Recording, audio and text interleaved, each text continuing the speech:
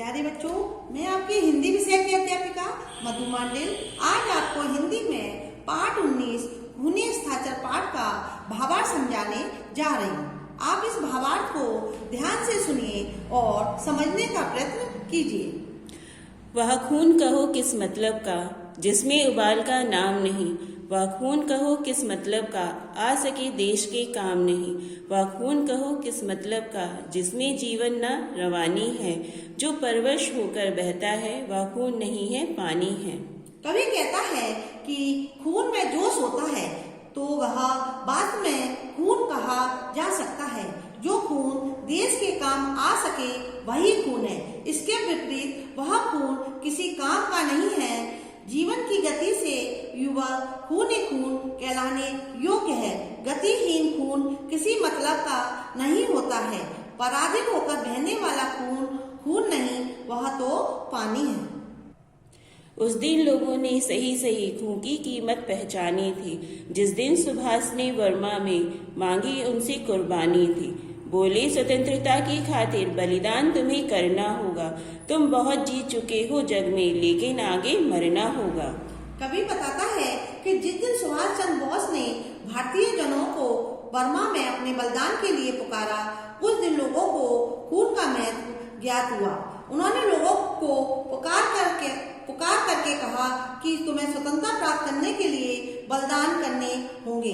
अब तक तुमने पराधीनता में बहुत समय तक जीवन बिता लिया है, लेकिन अब पराधीनता को समाप्त करने के लिए तुम्हें मृत्यु स्वीकार करनी होगी।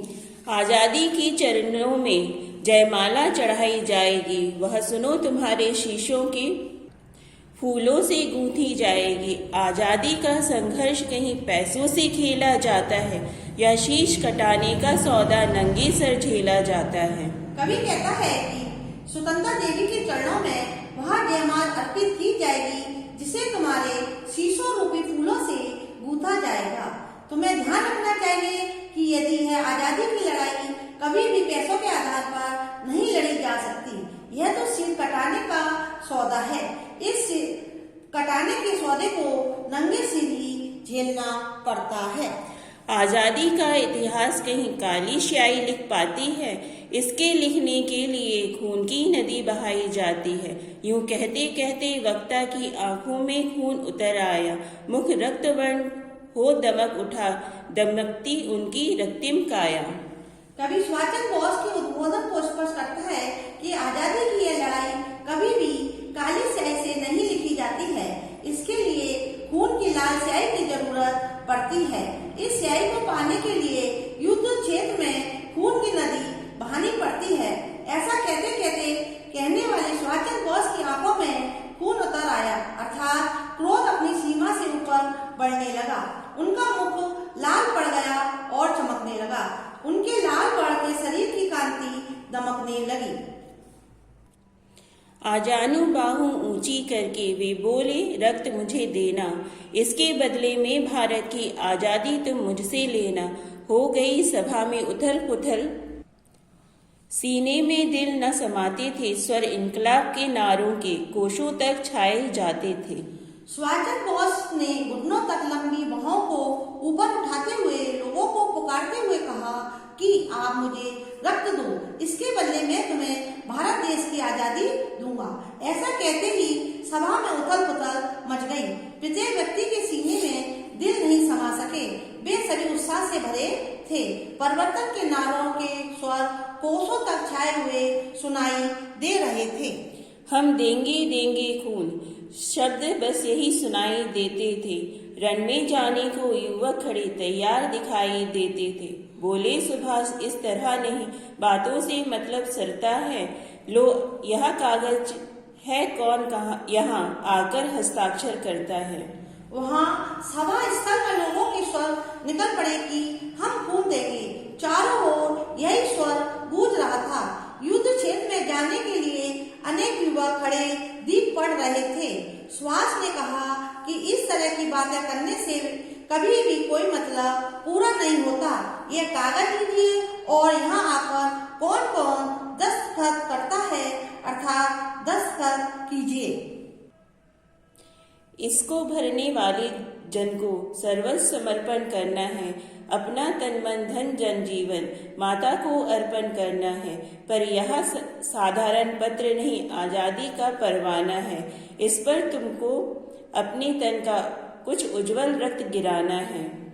सुभाष चंद्र बोस कहते हैं कि इस असाधारण पत्र पर हस्ताक्षर करने वाले प्रत्येक व्यक्ति को अपना सर्वस्व त्याग करना है। भारत माता की आजादी के लिए तुम सभी को अपना तन मन धन तथा जीवन का समर्पण करना है। तुम्हें ध्यान रखना चाहिए कि यह कोई साधारण पत्र नहीं है, यह निश्चित रूप से आजादी का आदेश भरा पत्र है। इस पत्र पर तुम्हें अपने शरीर का उजला खून गिराना है, अर्थात आजादी के लिए खून देना होगा। वह आगे आए जिसके तन में भारतीय खून बहता है, वह आगे आए जो अपने को हिंदुस्तानी कहता हो, वह आगे आए जो इस पर खूनी हस्ताक्षर देता हूँ। मैं कफन बढ़ाता हूँ, आए जो इसको हंसकर लेता हो।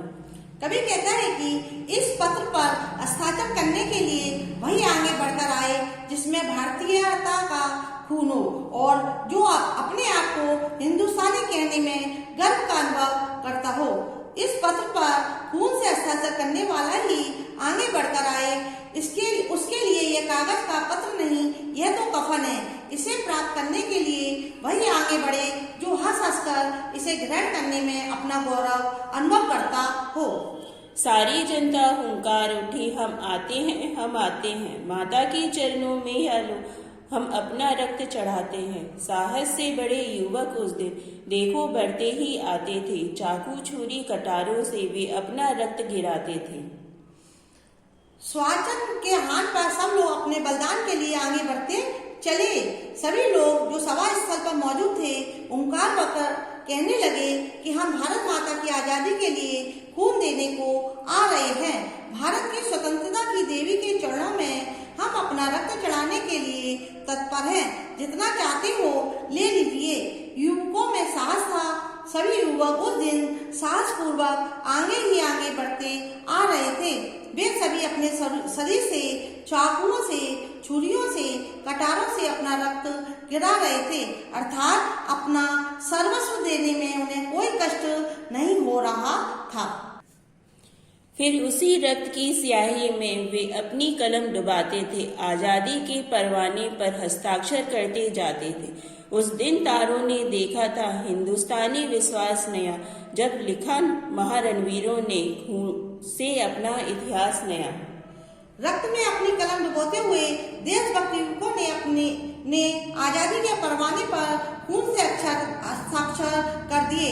अपने शरीर के रक्त की स्याही में कलम डुबाते हुए आजादी के उस परवाने पर सभी युवकों ने हस्ताक्षर करके उस दिन आकाश में तारों ने देखा कि हिंदुस्तानी लोग विश्वसनीय होते हैं। उस समय रणबांकुरे भारतीय वीरों ने अपने खून से नया इतिहास लिख डाला। बच्चों, इस कविता में हमने देखा कि सुभाष चंद्र बोस ने अपने देश की आजादी के लिए काफी संघर्ष किया और नौजवानों को भी इसके लिए तैयार किया। इसलिए हमें अपनी आजादी पर गर्व करना चाहिए। बच्चों, इससे संबंधित अभ्यास कार्य भेजा जा चुका है, उसे आप अपने अभ्यास पुस्तिका में लिखिए। घर पर रहिए, सुरक्षित रहिए। धन्यवाद।